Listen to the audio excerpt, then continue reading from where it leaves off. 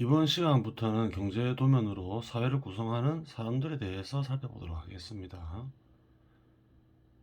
사회에는 기업도 있고 정부도 있고 시장도 있죠. 이런 것들이 왜 있나요? 사회를 구성하는 사람들이 필요로 하기 때문에 당연히 있는 거겠죠. 사회를 구성하는 사람들이 필요로 하지 않으면 없어지겠죠. 그래요. 그러면 기업이나 정부, 시장을 자세히 알기 위해서는 사회를 구성하는 사람들에 대해서 알아야 되겠죠. 그래요. 사회를 구성하는 사람들의 경제 활동이나 재산 상태를 파악하면 어떨까요? 사회를 구성하는 사람들에 대해서 그래요. 많은 정보를 얻겠죠. 그러면 사회를 구성하는 사람들의 경제 활동이나 재산 상태를 알기 위해서는 뭘 해야 되나요? 사회를 구성하는 사람들의 재무제표를 우선 작성해 봐야 되겠죠. 그래서 이번 시간에는 사회를 구성하는 사회 구성원들이 재무제표를 만드는 것으로 가볍게 시작해 보도록 하겠습니다.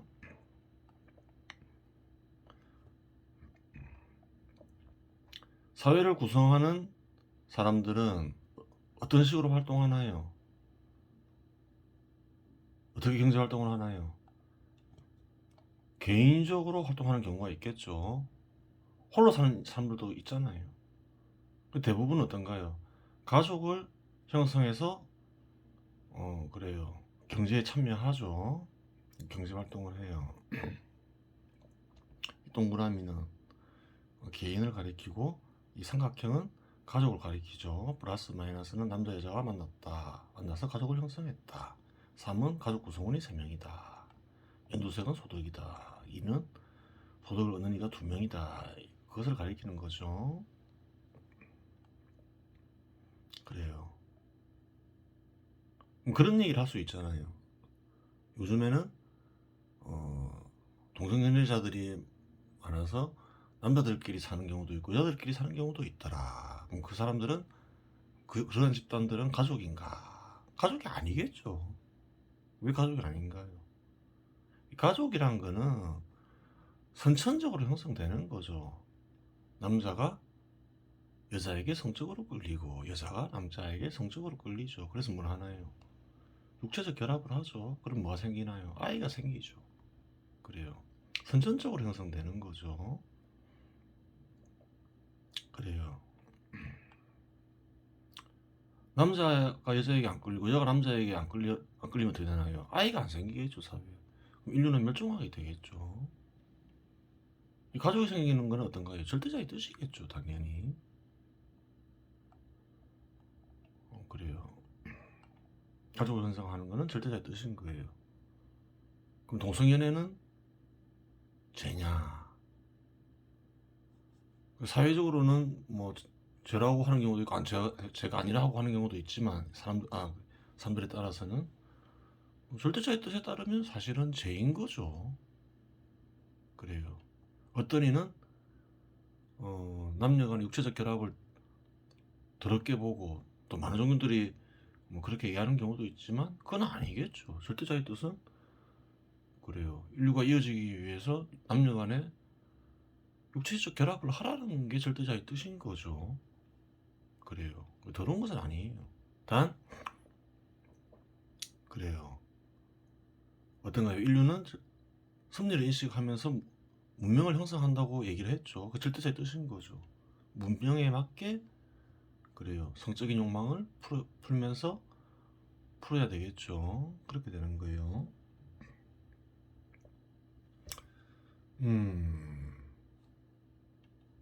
그러면 그런 얘기 할 수 있겠죠. 남자가 여자에게 안 끌리고 남자에게 끌린다. 성적으로. 여자가 성적으로 남자에게 안 끌리고 여자에게 끌린다.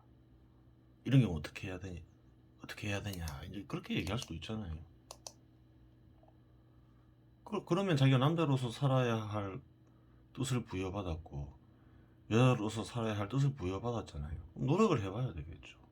노력을 해도 극복이 안 돼요. 그럼 어떻게 해야 될까요? 안 하면 되는 거죠. 육체적 결합을. 육체적 결합을 통해서 행복을 느껴야 되는 건 아니잖아요. 진리를 탐구할 수도 있고 그래요. 여러 가지 활동들이 많죠. 취미 생활을 할 수도 있고 그래요. 그렇게 해결하도록 하세요. 그 다음에 재무제표를 작성해야 되는데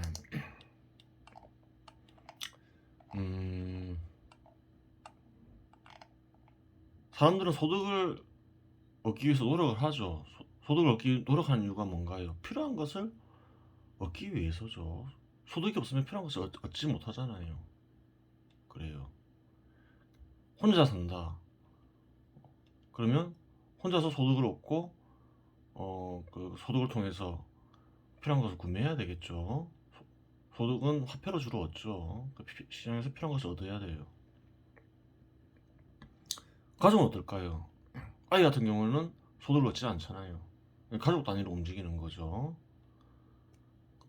가족 중에 분명히 소득을 얻는 이가 있어야 되겠죠. 한 명이든 두 명이건 그래 반드시 있어야 되는 거예요. 소득이 없으면 어떤가요? 시장에서 구매할 수가 없는 거죠. 어떤 식으로든 그래 소득을 얻어야 돼요. 기업에 참여했었건 정부에 참여했었건 다른 방식으로 얻을 수도 있겠죠. 예를 들어서 상가를 소유하고 있다 그럼 임대료를 받겠죠. 그래요. 그러한 것들은 이익 대상에 포함되겠죠. 현금이 많은 이는 은행에 예금하고 이자를 통해서 소득을 얻을 수도 있겠죠. 그런 것들은 이익 대상에 포함이 되겠죠.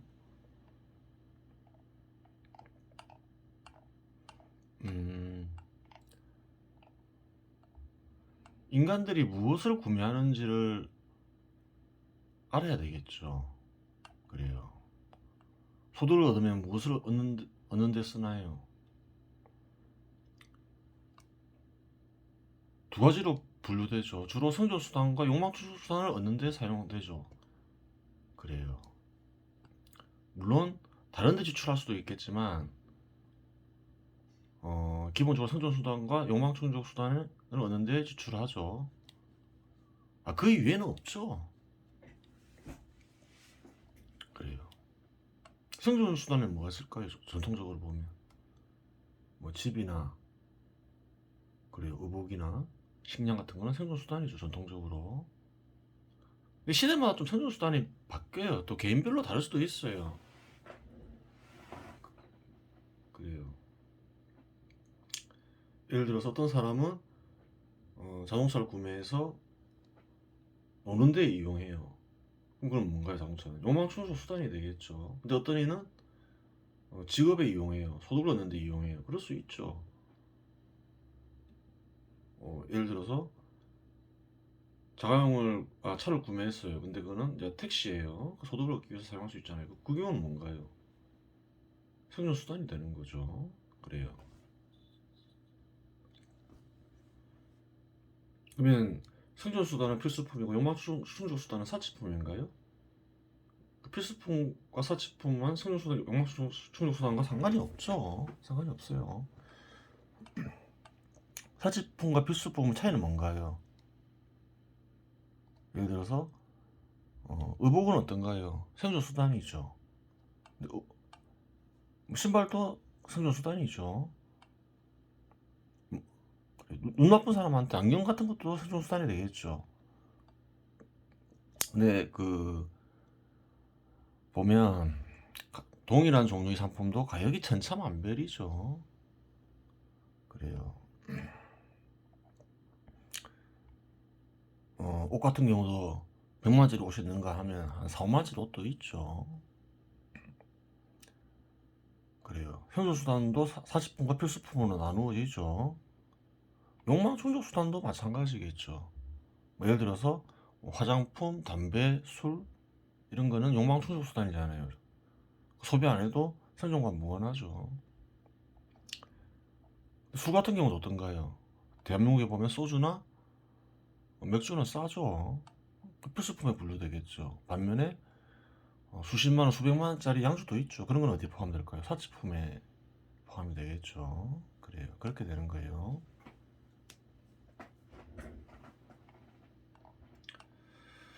그래요. 그러면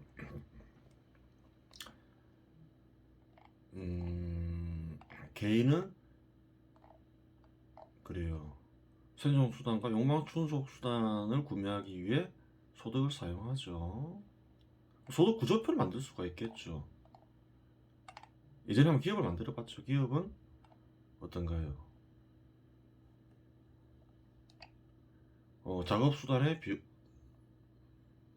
작업수단을 구매하는데 돈을 쓰죠. 그 작업수단 투입비용이 있죠. 또 인건비가 있죠. 자세한 내용 설명 안 하겠습니다. 운영비가 있죠. 또 운영비, 또 금융비용이 있죠. 금융비용도 중에 운영비가 있죠. 그래요. 그래서 남으면 또 뭘 내나요? 세금을 내죠. 세금까지 내고 남는 게 뭐라 했나요? 순이윤이라 했죠. 이것을 입각해서 기업의 손익계산서를 만들어 봤죠. 그러면 개인이나 가게의 소득 구조도 한번 만들어 볼 수 있겠죠. 그래요. 소득이 없으면 세금을 안 내겠죠. 근데 그런 경우는 흔하지는 않죠. 그래요. 소득이 없어도 세금을 낼 수 있나요? 낼 수 있겠죠. 소득이 없어도 그래요. 소득이 없으면 세금을 낼 수가 없죠. 주는 거죠. 아니면 뭐 다른 경우는 어떨까요? 재산이 있으면 재산을 까먹으면서 살겠죠.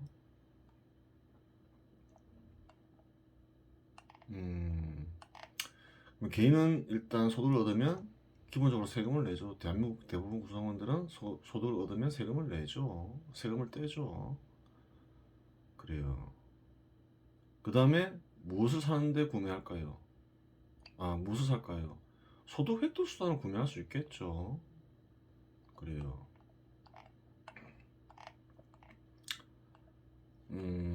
뭐 기업에 참여한다 해서 소득 획득 수단을 전혀 구매하지 않을까요? 그렇지 않겠죠. 기업에 다니더라도 자기가 지식을 쌓아야 될 필요가 있잖아요. 경쟁력을 높이기 위해서. 그러면 뭐 책을 구매할 수도 있고 학원비를 낼 수도 있겠죠. 기술을 익히기 위해서. 그래요.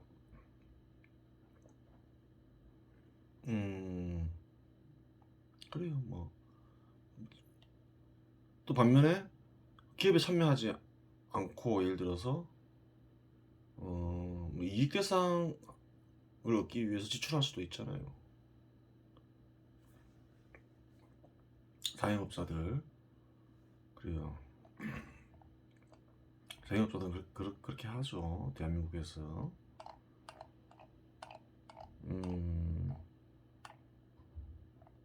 그래요. 소득 획득 수단을 얻는데 비용을 지출해요.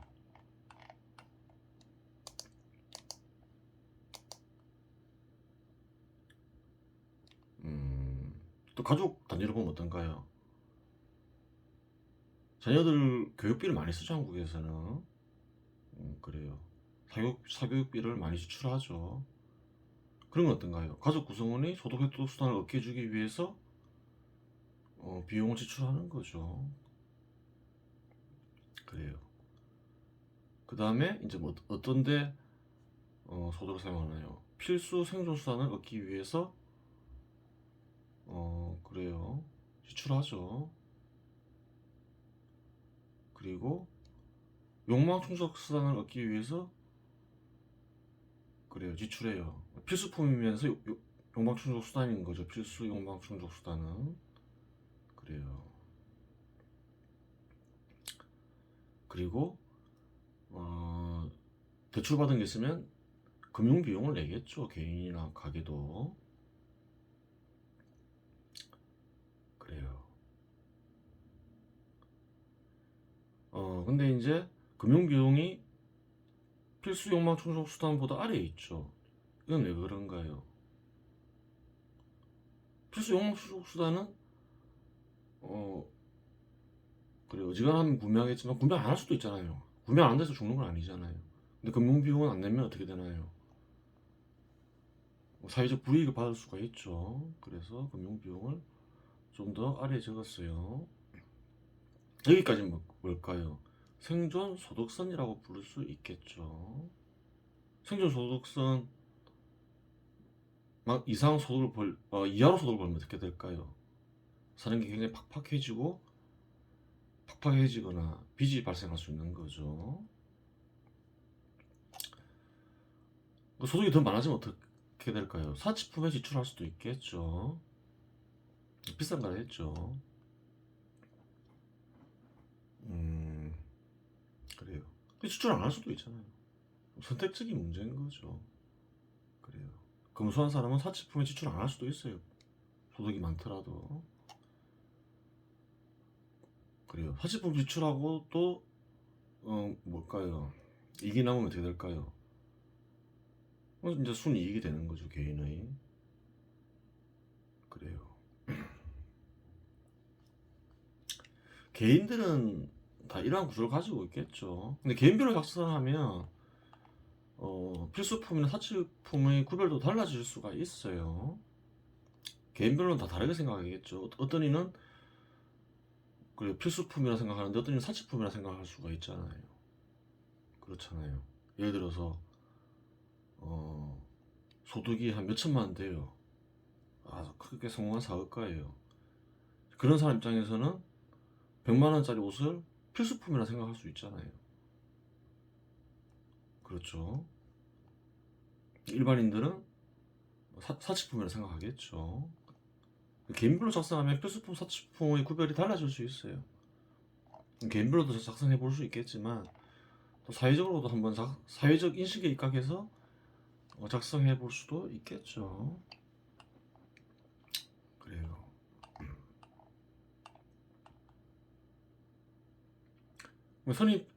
섭리다른 손님께서는 어떻게 될까요? 우선 소득을 적어야 되겠죠. 활동을 통한 소득, 활동의 소득. 활동의 소득에는 뭔가 있나요? 활동을 통한 소득의 대표적인 건 뭔가요? 주로 임금이 되겠죠. 또 혹은 봉급이 되겠죠. 활동의 소득에는 뭐가 있을까요? 금융소득이 있겠죠. 이자 받을 수 있잖아요. 화폐를 저축해놨으면. 또 주식을 샀으면 배당을 받을 수도 있겠죠. 또 금융의 소득이 있을 수 있죠. 상가를 가지고 있으면 임대를 받잖아요. 그런 것들 얘기하는 거죠. 금융의 소득에도 두 가지가 있죠. 아까 상가 같은 건 자본소득에 해당하죠. 뭐 주택을 두 채 보유해서 한 채는 살고 한 채는 또 임대를 받을 수도 있잖아요. 그런 건 자본소득에 속하겠죠. 이전소득은 뭔가요? 정부로부터 지원을 받을 수 있겠죠. 혹은 가난한 부모가 자녀들이 도움을 받을 수도 있겠죠. 혹은 또 가난한 자녀가 부모들이 도움을 받을 수도 있겠죠. 그런 게 이전소득이죠. 미실현 소득은 뭔가요? 음, 뭐 주택을 가지고 있는데 주택이 올랐거나 주식을 보유하고 있는데 주식이 오를 수 있잖아요. 그러면 또 소득이 생긴 거죠. 그래요. 그러면 이런 것들 다 더하면 뭐가 되나요? 세금 차감전 소득이 되죠. 근데 그 다음에 이제 세금을 세금 떼이죠. 소득이 생기면 세금도 떼잖아요, 대부분. 사업을 하지 않는 이상. 근로자들은 그렇죠. 기업하고 차이점이 있는 거죠. 기업은 이런저런 비용을 지출하고 어떤가요? 남을 때 그 세금을 부과하죠. 근데 개인 혹은 가게는 좀 달라요. 소득이 일정 기간 일하고 소득이 생기면 세금부터 차감되는 경우가 대부분이죠. 세금 차감 후 소득 이렇게 쓸 수 있겠죠. 그래요. 세금 차감 후 소득은 이제 사용할 수 있는 거죠. 그 시장에서 구매하겠죠. 사용할 수 있는 소득은 그 필수 생존 수단 지출, 필수 욕망 충족 수단 지출, 사치 생존 수단 지출, 사치 욕망 충족 수단 지출. 또 이전 지출도 있을 수 있죠. 자녀가 부모에게 보내거나 부모가 자녀에게 보내거나 이전 지출이 있을 수 있어요. 그래요. 부모와 자녀가 따로따로 살면 이전 지출이 생길 수 있는 거죠. 부모와 자녀가 한 가족을 형성하고 살면 이전 지출이 안 생기죠. 한 집단으로 보니까. 자녀가 결혼을 하면 어떻게 되나요? 서로 독립하는 거죠. 그러면 이전 지출이 생길 수 있는 거죠. 그리고 금융 비용 지출. 그래요. 또 자본을 대여해서 지출을 할 수도 있는 거죠. 예를 들어서 어떤 게 있나요? 자동차를 빌렸다. 그러면 렌트비를 내는 거죠. 그런 걸 얘기하는 거죠. 미실현 손실이 있을 수 있죠. 그래요. 주택을 구매했는데 주택이 하락한다거나 주식을 구매했는데 주식이 하락한다거나 그러면 미실현 손실이 생기는 거죠. 왜 미실현 소득, 미실현 이익이라 하나요? 우선 왜 미실현 소득이라 할까요?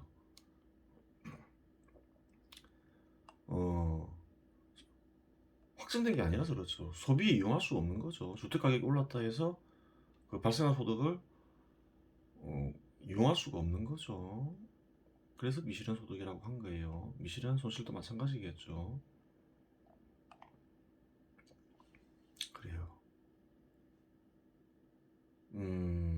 여기서 보면 좀 기업의 손익계산서와 개인 혹은 가게의 손익계산서를 비교할 필요가 있겠죠. 비슷한 것도 있고 다른 것도 있죠. 기업에서는 이런 게 없죠. 생존수단 지출 이런 게 없는 거죠. 욕망 충족수단 지출 이런 게 없는 거죠. 그래요. 차이점을 한번 생각해 보세요. 기업도 물론 생존수단으로 보이는 것을 구매할 수 있겠죠. 주택을 구매할 수 있겠죠. 기업도. 그렇다 해서 개인이나 가게가 구매하는 주택과 기업이 구매하는 주택이 같나요? 그건 아니라는 거예요. 예를 들어서 기업이 임대료를 얻기 위해서 주택을 구매할 수 있겠죠. 그래요. 또 어떤가요? 그 기업 구성원들에게 숙소를 제공하기 위해서 주택을 구매할 수 있겠죠. 그래요. 기업도 주택을 구매하는 경우가 있을 수 있어요. 하지만 사용하는 목적이 다르다. 물론 기업은 구매 안 할 수도 있겠죠. 구매하더라도 성격에 차이가 있다. 그렇게 보면 되는 거예요. 그래요. 모든 개인들에게는 그래요. 이러한 항목이 있는 거죠. 그래요. 이번 시간에는 경제도면의 입각에서 손익계산서를 작성해 보았습니다. 여기서 마치겠습니다.